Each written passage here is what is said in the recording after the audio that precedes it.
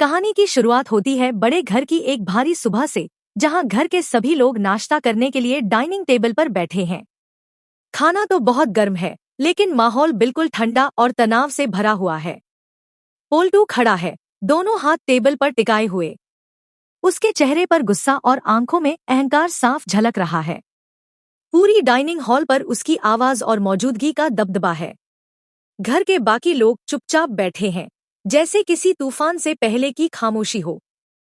पोल्टू सब पर नजर डालते हुए गहरी सांस लेता है और बिना किसी को देखे बोलने के लिए तैयार खड़ा रहता है।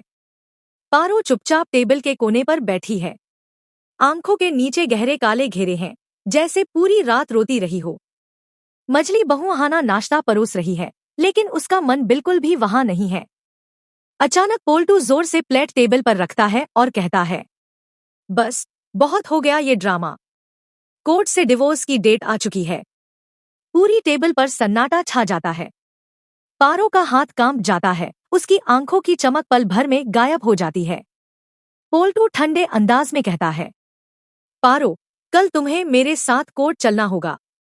जज के सामने सब क्लियर हो जाएगा। पारो धीरे से सिर उठाकर पोल्टू को देखती है और भारी आवाज में कहती है, पोल्टू, कम से कम मेरी बेटी का तो सोचो। तभी पुजारी बीच में बोल पड़ती है, बेटी, अब कोर्ट तय करेगा कि कौन मां बनने के लायक है और कौन नहीं। ठाकुर जी हल्की मुस्कान के साथ कहते हैं, जो कानून कहेगा वही होगा। आहाना का चेहरा सख्त हो जाता है। वह पारो के पास जाकर धीरे से कहती है, पारो दी, आप अकेली नहीं हो। पारो बस चुपचाप आंखों से आंसू पोंछ लेती है। अगला सीन कोर्ट के बाहर शिफ्ट होता है। बड़ी बड़ी सीढ़ियां, वकीलों की भागदौड़ और मीडिया के कैमरे। पारो सफेद, सादी सी साड़ी में खड़ी है। चेहरा पूरी तरह मुरझाया हुआ है। हाथ में अपनी बेटी मिठाई का छोटा सा खिलौना थामे हुए। वहीं दूसरी तरफ पोल्टू सूट में पूरी तरह कॉन्फिडेंट नजर आता है। उसके साथ पुजारी खड़ी है, आंखों में जीत का घमंड साफ दिख रहा है।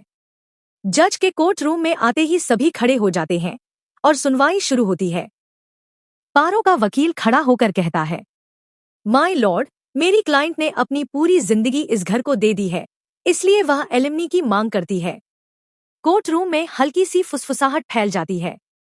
पोल्टू अचानक खड़ा होकर गुस्से में कहता है, एलिमनी? इस औरत ने तो सिर्फ मुझे बदनाम किया है। पारो भी हिम्मत जुटाकर खड़ी होती है और रोते हुए कहती है, मैंने सिर्फ अपनी बेटी के लिए सब सहा है, माय लॉर्ड। जज गंभीर आवाज में कहते हैं, चाइल्ड कस्टडी के बारे में कोर्ट ने फैसला ले लिया है। पारो की सांसें थम सी जाती है। उसी वक्त आहाना अपने ऑफिस से सीधे कोर्ट पहुंचती है। सांसें फूली हुई हैं और आंखों में गहरी चिंता है। जज आगे कहते हैं, मिठाई की कस्टडी पोल्टू और उसकी होने वाली पत्नी को दी जाती है। यह सुनते ही पारो जैसे जमीन पर गिर सी जाती है। वह चीख कर कहती है, नहीं, नहीं माय लॉर्ड, वो मेरी बेटी है। पुजारी तुरंत आगे बढ़कर मिठाई को जोर से अपनी तरफ खींच लेती है। मिठाई रोती हुई अपनी माँ की तरफ हाथ बढ़ाती है। माँ, मुझे माँ के पास जाना है। पारो दोनों हाथ जोड़कर पोल्टू के सामने गिर जाती है।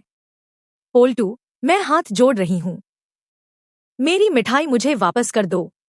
आहाना तुरंत पारो के पास बैठ जाती है और उसे अपनी बाहों में संभाल लेती है। आहाना गुस्से और दर्द के साथ कहती है, तुम लोगों के पास दिल नाम की कोई चीज भी है या नहीं? ठाकुर जी और पुजारी एक दूसरे की तरफ देखकर खुश हो जाते हैं। पुजारी धीमी मुस्कान के साथ कहती है, जीत आखिरकार पावर की हुई है। पारो अपनी बेटी को देखते देखते बेहोश सी हो जाती है।